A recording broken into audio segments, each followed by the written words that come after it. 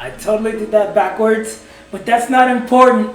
We are here to talk about the grand return of the best in the world.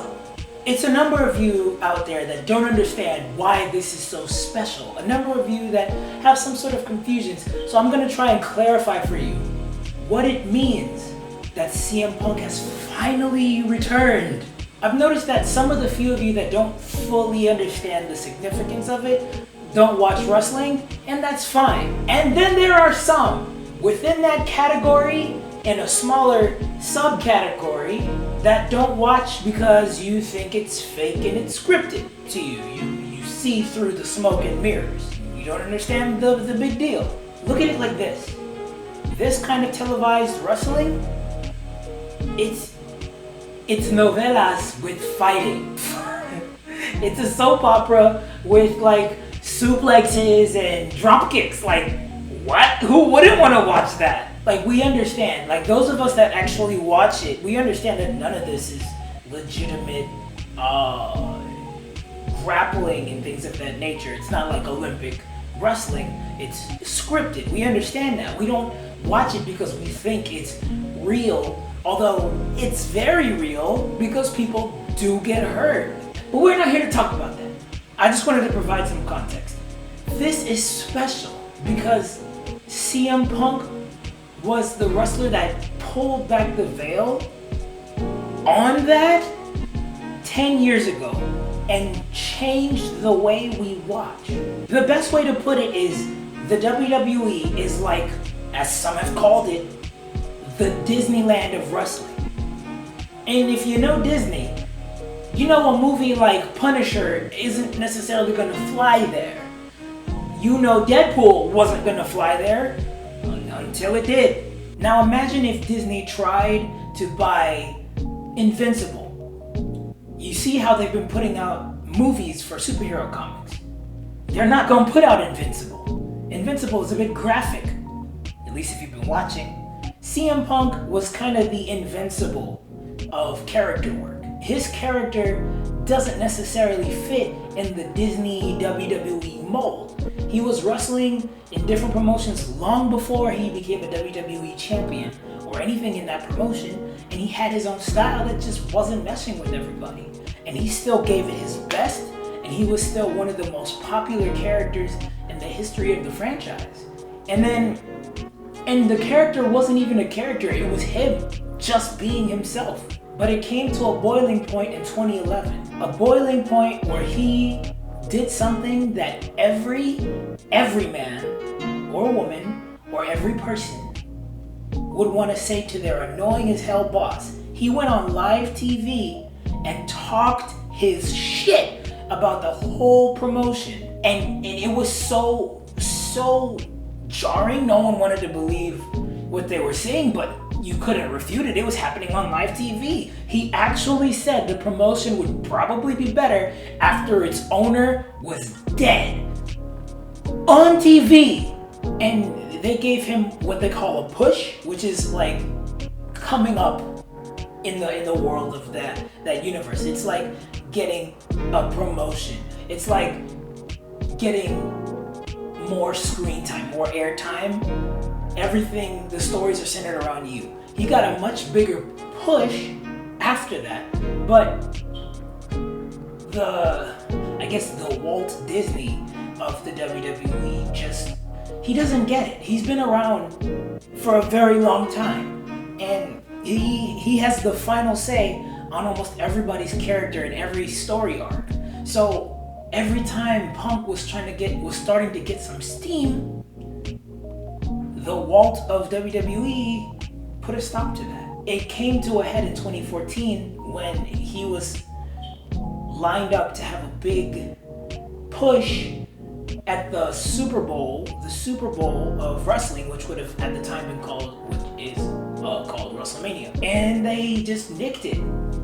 And coupled with several other injuries and things that had happened to him, like workplace injuries, and they were ignoring every time he was sick and the times he got a concussion, and he talks about it in a podcast, but workplace conditions were not good for him. And it got to a point where he was like, I'm fucking done, I'm out. And we all feel that way. He warned them 4 years in advance that shit wasn't the way it's supposed to be and he wants it to be better.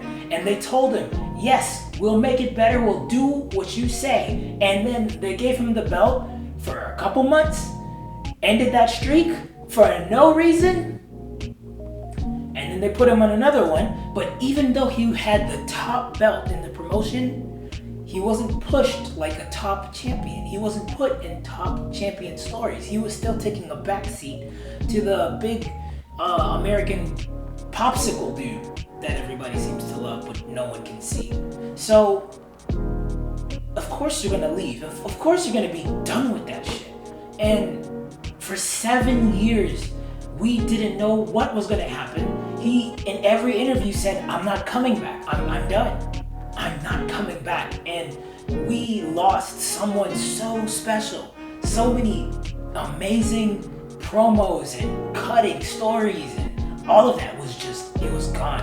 And we didn't know if it was coming back. He said he wasn't. So then, for the next 7 years, every kind of comic book article, website, or YouTube channel was just putting out theories about, oh, this thing is happening at this promotion.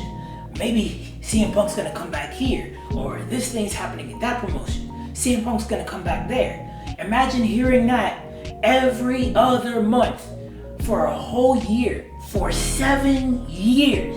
And he just keeps saying, I don't know what they're talking about. I'm not doing it. I'm done. Like, I'm done. I got my wife. I got these movies I'm working on. I'll come to a con every so often. But that's it for me. I'm out. I'm done. After years and years of hearing the same theories, the same ideas, and then hearing, no, that's not happening, you start to get desensitized. You start to just lose the faith altogether. Kind of felt like being a Kingdom Hearts fan.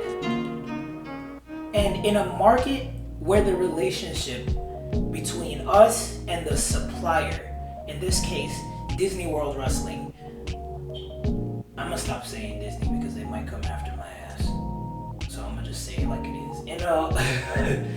In a market where the supplier, which is WWE, keeps dangling the carrot and then yanking it away from you for shits and giggles. A promotion that would regularly put somebody you love in front of you.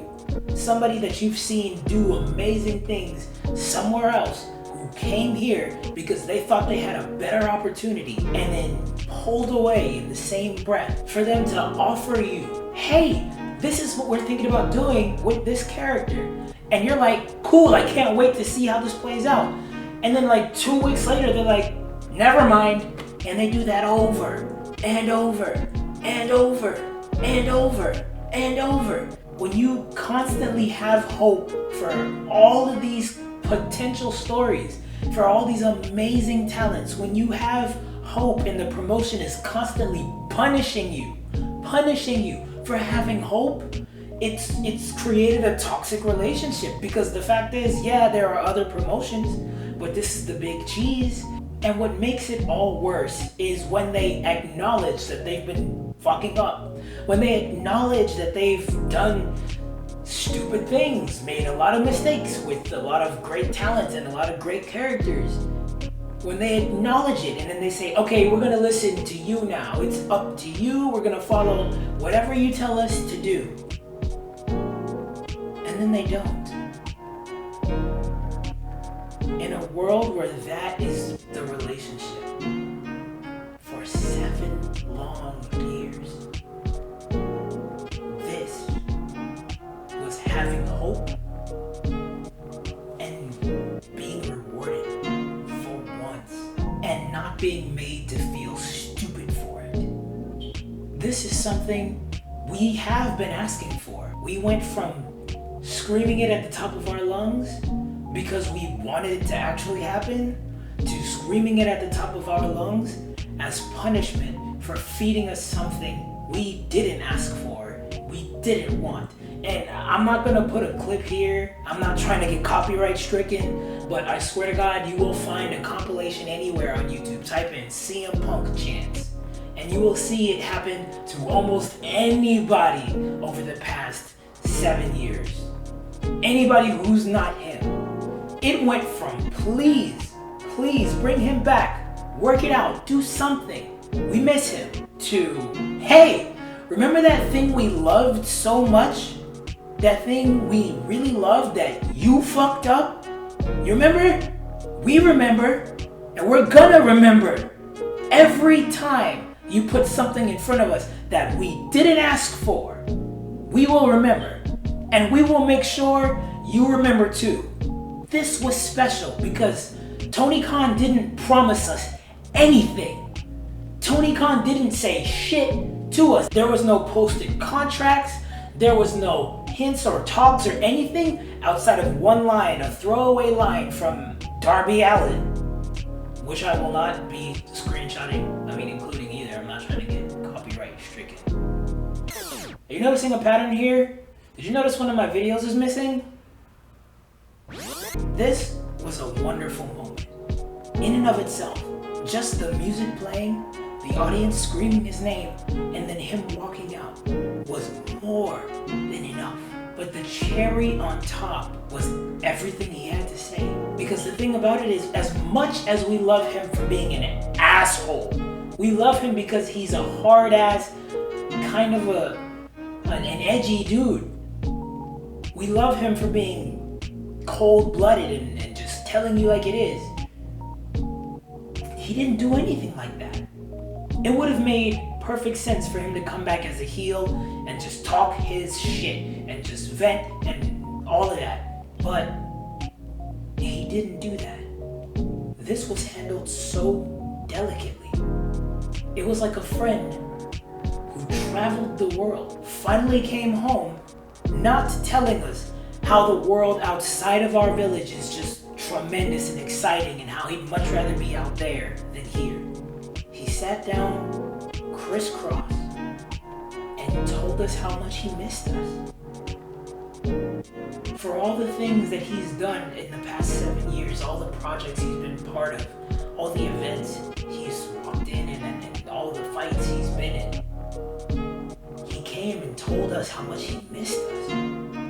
He told us how excited he is to be with us. He apologized for how it made us feel to lose him. And it wasn't his fault. It wasn't simply rewarding because we finally got our hero back. It was wholesome because he wanted to come back.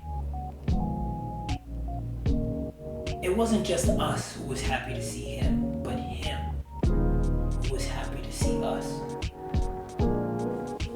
And that is why his return was so special.